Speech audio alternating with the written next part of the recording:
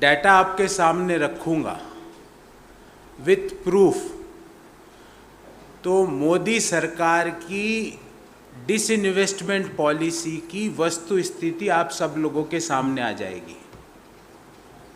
हमने पहले CEL company के बारे में आप सब लोगों को बताया, तो आज वो कंपनी जो औने पौने दामों में सरकार अपने दोस्तों के हवाले कर रही थी, वो रुक गई।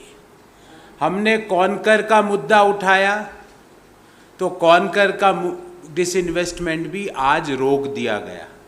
और आज जो हम कंपनी लेके आए हैं, जिसको सरकार ने किसको बेचा, क्यों बेचा और क्यों इतने कम में बेचा, उसकी सारी प्रूफ विथ एविडेंस आपके सामने रखूंगा। कंपनी का नाम है पवन हंस। पवन हंस हेलीकॉप्टर सेवाएं प्रदान करता है देश में, और साउथ एशिया की सबसे बड़ी हेलीकॉप्टर कंपनी है। देश की नहीं, दक्षिणी एशिया की सबसे बड़ी हेलीकॉप्टर कंपनी है, जिसके पास सबसे ज़्यादा हेलीकॉप्टर है, सबसे ज़्यादा फ्लाइंग आवर्स का अनुभव है, सबसे ज़्यादा हेलीपोर्ट्स हैं, जिसका विश्वास है आज भी हमें केदारनाथ जी, बद्रीनाथ जी, माता वैष्णो देवी जी, अमरनाथ जी की यात्रा करनी होती है तो ये कंपनी हमें पहुंचाती है वहाँ तक। हमारे बुजुर्गों को यही कंपनी केदारनाथ जी के मंदिर के सामने पहुंचाती है। उसको भारत सरकार ने अपना 51% हिस्सा बेचने का निर्णय कर लिया। और किसको बेच रहे हैं वो जानकारी दूंगा आपको। मात्र 211 करोड़ रुपए में। और किस कंपनी को बेच रहे हैं? कंपनी का नाम है स्टार 9 मोबिलिटी प्राइवेट लिमिटेड। और ये स्टार 9 मोबिलिटी प्राइवेट लिमिटेड है, और जिसका इनकॉर्पोरेशन होता है 29 अक्टूबर 2021। 6 महीने पुरानी कंपनी को, जो 6 महीने पहले बनी है, और ये जो मैं डॉक्यूमेंट है ये मिनिस्ट्री ऑफ कॉर्पोरेट अफेयर्स का वेबसाइट से लाया हूं। ये कोई सरकारी सोर्स है, कोई निजी सोर्स से डाटा नहीं लाया हूं।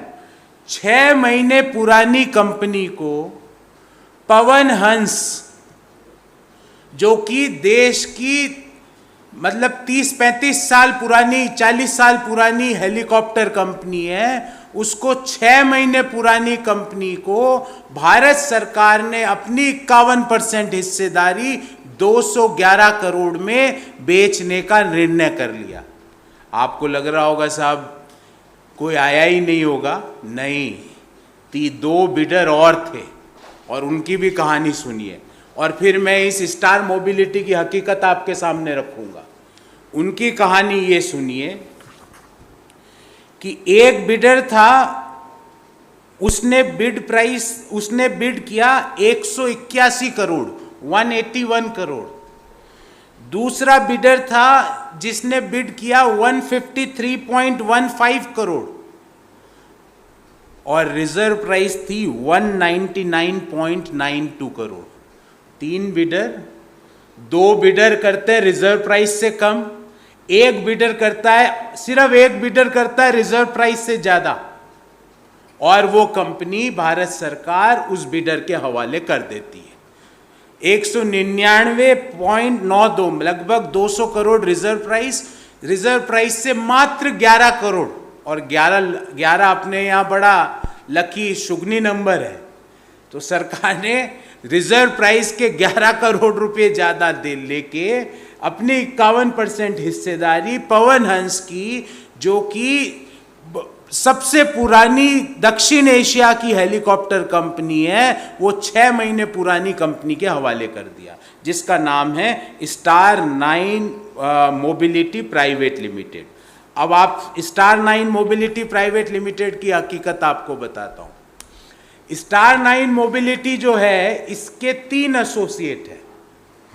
उन तीनों एसोसिएट की कहानी सुनिए, और उनकी जानकारी आपके सामने रख रहा हूं। पहला एसोसिएट है जिसका नाम है बिग चार्टर प्राइवेट लिमिटेड। दूसरा एसोसिएट है, उसका नाम है महाराजा एविएशन प्राइवेट लिमिटेड। और तीसरा एसोसिएट है, उसका नाम है Almas global opportunity fund, SPC. तो सबसे पहले तो ये अल्मास ग्लोबल अपॉर्चुनिटी फंड कहाँ है? क्लेमेन आइलैंड में, हिंदुस्तान में नहीं है। और क्लेमेन आइलैंड में क्या होता है, मोदी जी पहले 2014 से पहले बताते थे कि वहां से जो ब्लैक मनी पड़ी है वो देश में लेके आएंगे और सबके खाते में 15 लाख रुपए जमा होंगे। और आज एक ऐसी कंपनी जो क्लेमेन आइलैंड में है, उसको देश की सबसे बड़ी हेलीकॉप्टर कंपनी पकड़ा दी। उसका कोई अता पता नहीं है। चलो साहब, एक का नहीं है पता, दूसरे का तो होगा। दूसरी कंपनी का नाम है महाराजा एविएशन लिमिटेड और तीसरी का नाम है बिग चार्टर प्राइवेट लिमिटेड।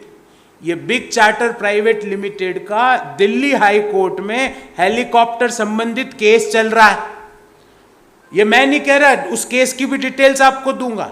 एक कंपनी एक तीन साझेदार थे स्टार 9 मोबिलिटी के, जो 6 महीने पहले बनी है।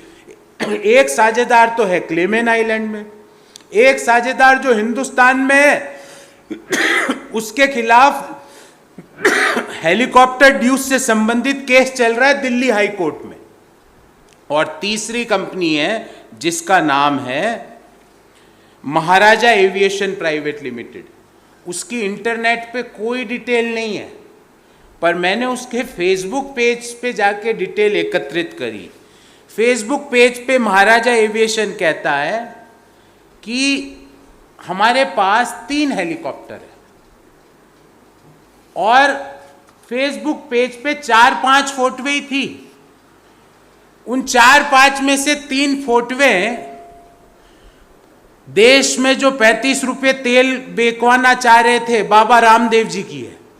जो कंपनी 6 महीने पहले बनी, गवर्नमेंट ने अपनी सार्वजनिक क्षेत्र की हेलीकॉप्टर कंपनी को 211 करोड़ रुपए मात्र में ऐसे लोगों के हवाले करने का निर्णय क्यों किया? Point number 1। पॉइंट नंबर 2 कि ऐसा क्या कारण था कि 3 बिडर आते हैं, 2 रिजर्व प्राइस से कम करते हैं, एक मात्र 11 करोड़ रुपए रिजर्व प्राइस से ज्यादा देता है और उसको हेलीकॉप्टर कंपनी पकड़ा दी जाती है। पॉइंट नंबर 3, ये जो पवन हंस है इसकी 51% हिस्सेदारी भारत सरकार के पास है, 49% हिस्सेदारी ओएनजीसी के पास है। और ओएनजीसी कह रहा है मैं खरीदना चाहता हूं। क्यों ओएनजीसी को नहीं देके एक 6 महीने पुरानी कंपनी को दे दिया गया? क्योंकि ओएनजीसी के मूवमेंट पवन हंस के थ्रू होते हैं और ना केवल ओएनजीसी के, एचएएल के मूवमेंट भी पवन हंस के थ्रू हो रहे हैं।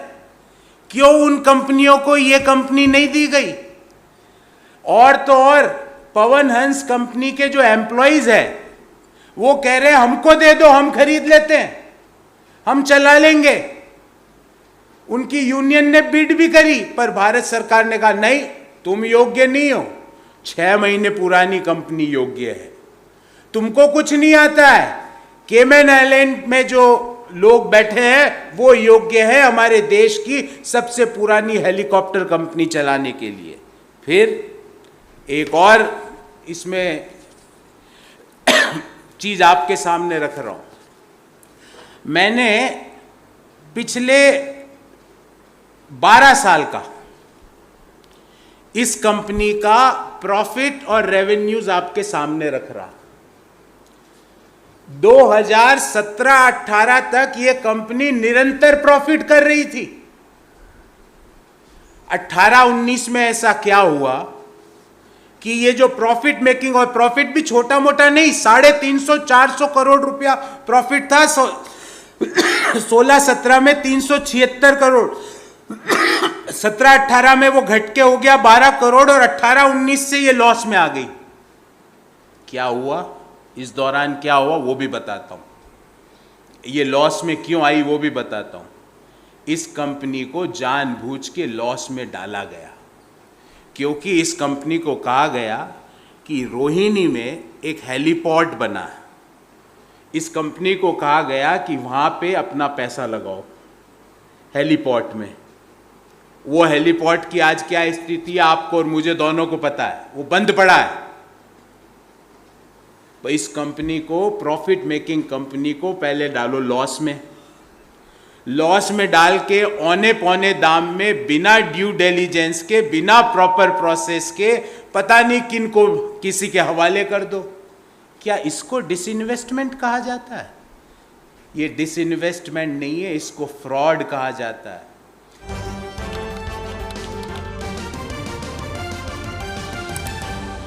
आपकी आवाज